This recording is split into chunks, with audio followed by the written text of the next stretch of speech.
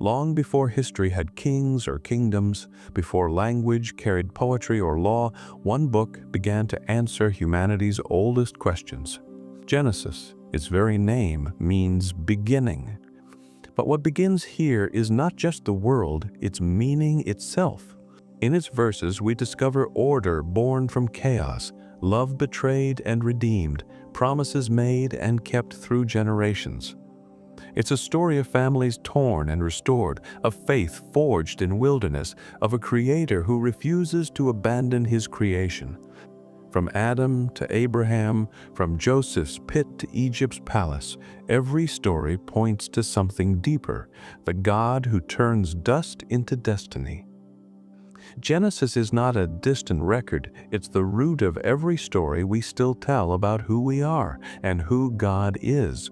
Every lesson it carries still breathes truth into our world today. Lesson 1. Creation shows God's order, goodness, and purpose. In the beginning there was no conflict of gods, no cosmic battle, only a voice. God spoke, and reality responded.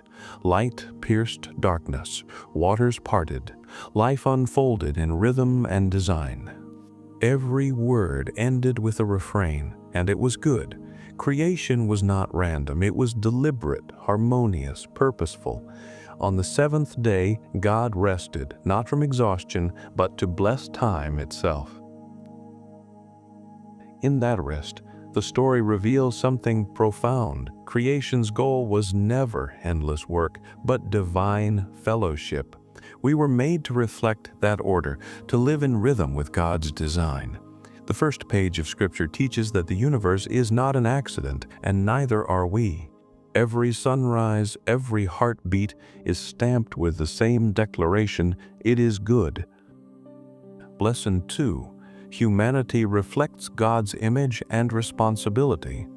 When God formed humanity, He didn't speak us into being, He sculpted us. From dust He breathed His own life. "Let us make man in our image," He said, granting a royal and priestly calling to care for creation.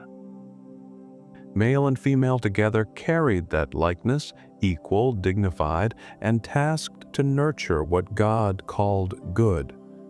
In ancient kingdoms, only kings bore the divine image. But in Genesis, every human does. To bear God's image means to create, to cultivate, to protect, just as He does. Work was not a curse, it was sacred service. When we tend the earth, show mercy, or build wisely, we echo the Creator. The lesson is clear. Being human is not about dominance, it's about stewardship. To bear God's image is to represent His heart in the world. Lesson 3. The fall warns against autonomy without God. In the garden's stillness, another voice whispered. It didn't command, it questioned, did God really say? The temptation wasn't hunger, but pride, to define good and evil apart from God. The fruit promised wisdom, but it delivered shame. Eyes opened, hearts closed, and fear entered where peace once ruled. The first rebellion was not against law, but against love. God's question, "Where are you?" still echoes today. Even in judgment, mercy glimmered, garments for their shame, and a promise that one day a descendant would crush the serpent's head. The fall reminds us that sin begins when trust ends. When we try to be our own gods, we lose ourselves. Yet even east of Eden, God still seeks the lost. Lesson 4. Cain and Abel reveal sin's spread and God's restraint. The first children of Adam brought offerings to God, Abel from his flock, Cain from his fields. But jealousy festered when God looked with favor on one and not the other. God warned him, "Sin is crouching at your door, but you must rule over it." Instead, Cain let envy master him. The first murder stained the ground, and Abel's blood cried out for justice. Yet even then, God marked Cain, not to curse, but to protect him from vengeance. It was divine restraint in a violent world. Cain built a city, descendants forged tools and instruments, but violence multiplied. Still, a new line began through Seth men and women who called upon the name of the Lord. This story teaches that unchecked anger destroys, but divine mercy still limits evil's reach. God's justice is tempered by grace. Lesson 5. The flood shows God's judgment and mercy. When humanity's thoughts turned continually toward evil, God grieved. Creation itself seemed unraveling, and he resolved to wash the world clean. Through Noah, God preserved life, one man, one family, and the creatures of every kind. For 40 days, the waters erased corruption, returning the earth to chaos. But then, God remembered Noah. The winds blew, the waters receded, and a new creation began. When Noah stepped onto dry land, he built an altar, and God set a rainbow as a covenant sign. His bow hung in the clouds. It meant mercy now restrains judgment. Human life remains sacred because it bears the image of God. Even when wickedness spreads, God's heart still leans toward preservation. The flood reveals both the seriousness of sin and the steadfastness of grace. Lesson 6. Babel warns against pride and the illusion of self-sufficiency. In the plain of Shinar, humanity united under one language and one ambition. Let us build a tower to heaven. Let us make a name for ourselves. Bricks replaced stone, bitumen replaced humility. They sought security without God, unity without dependence, so God came down to scatter them, confusing their speech. The project of pride collapsed. Babel teaches that human progress without reverence leads only to confusion. When we make our own name supreme, we lose the very connection we seek. Immediately after Babel, God calls Abram not to build a tower, but to become a blessing. One story ends in scattering, the next begins in promise. God's plan was never domination, but redemption through faith and obedience. Lesson 7. Abraham's call shows faith's journey and God's promise. Go from your country, God said, to the land I will show you. Abram obeyed, stepping into the unknown armed only with promise. He was told he would become a great nation, and through him all the world would be blessed. But faith was not easy. Famine came. Fear drove him to Egypt. Doubt whispered louder than hope. Yet God's covenant stood firm. In a vision, Abram saw a smoking firepot and blazing torch passing through sacrificed animals, God binding himself to his word. This was a one-sided covenant of grace. Abraham's story reminds us that faith is not flawless certainty. It's steady trust through uncertainty. God's promises are not sustained by human strength, but by divine faithfulness. Lesson 8. Abraham teaches that true righteousness balances hospitality and justice. At the oaks of Mamre, 3 strangers appeared. Abraham ran to meet them, offering bread, water, and rest. In that moment of kindness, he entertained angels unawares. They spoke of a long-delayed promise. Sarah would bear a son. Soon after, God revealed the coming judgment on Sodom and Gomorrah. Abraham stood before him and interceded, asking, "Shall not the judge of all the earth do what is right?" He pleaded for mercy for the sake of even 10 righteous souls. The twin stories mirror each other, one filled with welcome, the other with violence. Abraham's faith is shown not only in belief, but in compassion. True righteousness is not private piety. It's love in action, both generous and just. God desires hearts that reflect His mercy toward others.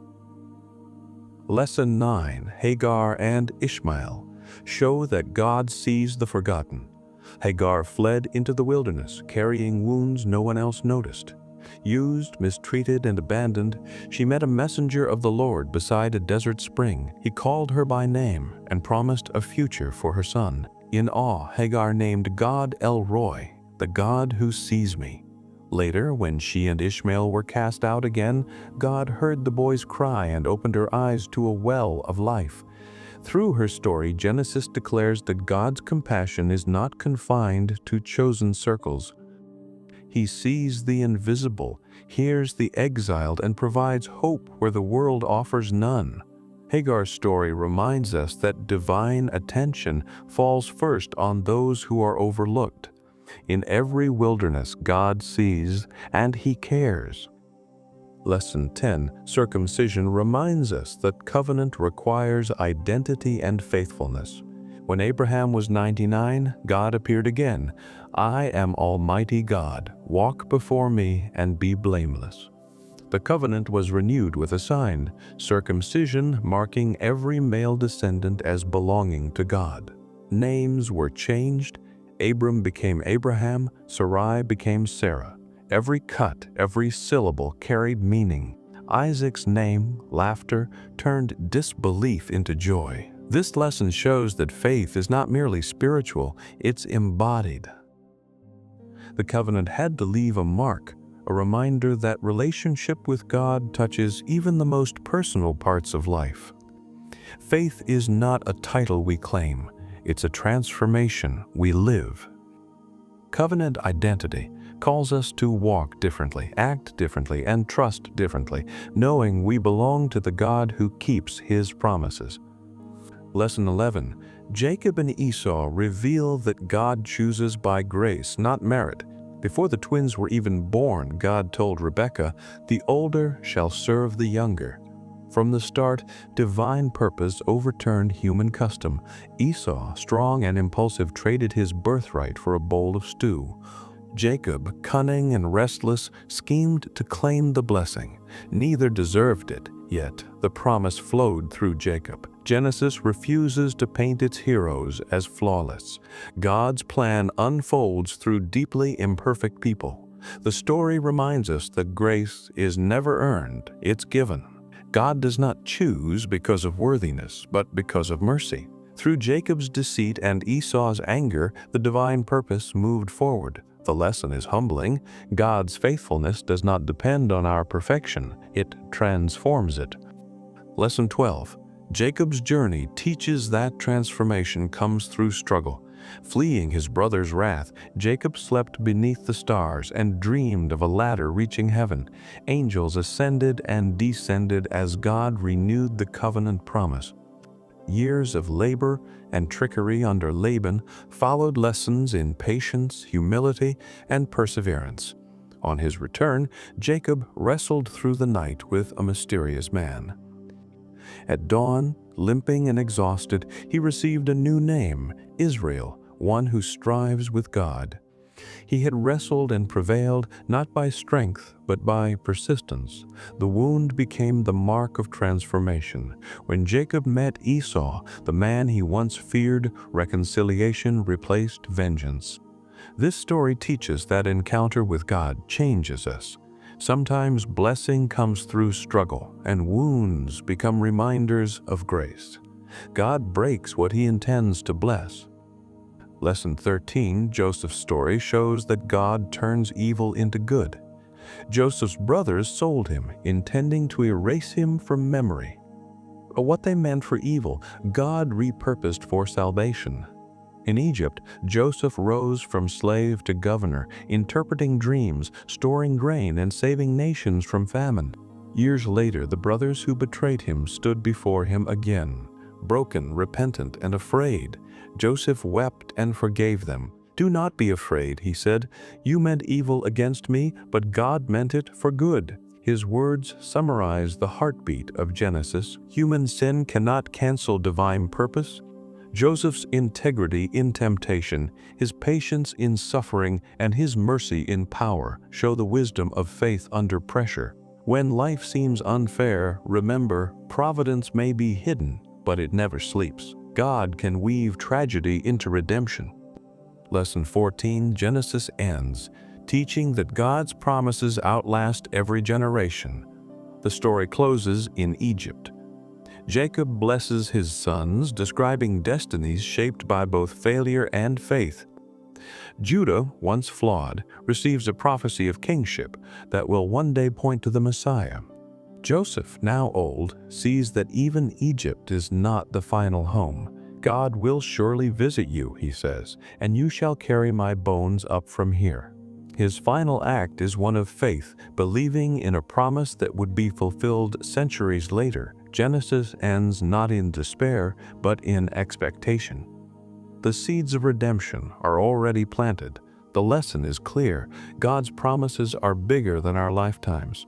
Faith looks beyond the grave, trusting that what God begins, He will complete. The story that started in Eden's garden now points toward a new exodus and a new creation yet to come. Every ending in Genesis points to a new beginning. Exile gives way to return, barrenness to birth, despair to promise. From the first breath of Adam to the final faith of Joseph, the story leads us forward to a greater redemption yet to come. Genesis began with a garden and ends with a glimpse of glory that will one day restore it. The beginning of everything still whispers its truth today. The author of creation has not finished his story. And somehow, miraculously, he invites us to be part of it.